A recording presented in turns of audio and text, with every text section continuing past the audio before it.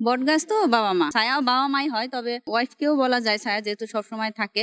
তবে ছায়া বলতে ওই বাবা মায়ের একটা আশীর্বাদের হাত সবসময় ছায়া হিসেবেই কাজ করে, আবার একই টাইমে তারা বটগাছ হিসেবেও কাজ করে। কারণ বটগাছ কি হয়, ধরেন আমরা যখন ক্লান্ত হয়ে যাই, বা ধরেন হঠাৎ করে একটা অসুস্থ হয়ে পড়েছেন হঠাৎ করে, বা আহত হয়েছেন, আমরা কিন্তু সাথে সাথে একটা বড় গাছের নিচে গিয়ে বসি, মানে সে আমাদের ছায়া দেয়, আমাদের ক্লান্তি দূর করে কিন্তু ওই গাছের নিচে বসি। তো আমরা আপনি খেয়াল করে দেখবেন, আমরা যখন অনেক দুঃখে থাকি, মন খারাপ থাকে, বা খুব কান্না পাই কোনো জিনিসে, খুব কষ্ট হয়, আমরা কিন্তু প্রথম বাবা মায়ের কাছেই গিয়ে বলি। আমি বলি, সবাই বলি, আমার মনে হয় যে সবাই আমরা গিয়ে বাবা মার কাছে বলি, এবং বললে তারা যদি একটু মাথায় একটু যে এরকম হাত বুলিয়ে দেয়, একটু দু একটা ভালো কথা বলে বা সান্ত্বনামূলক আছে, আমাদের কিন্তু কষ্ট কমে যায়।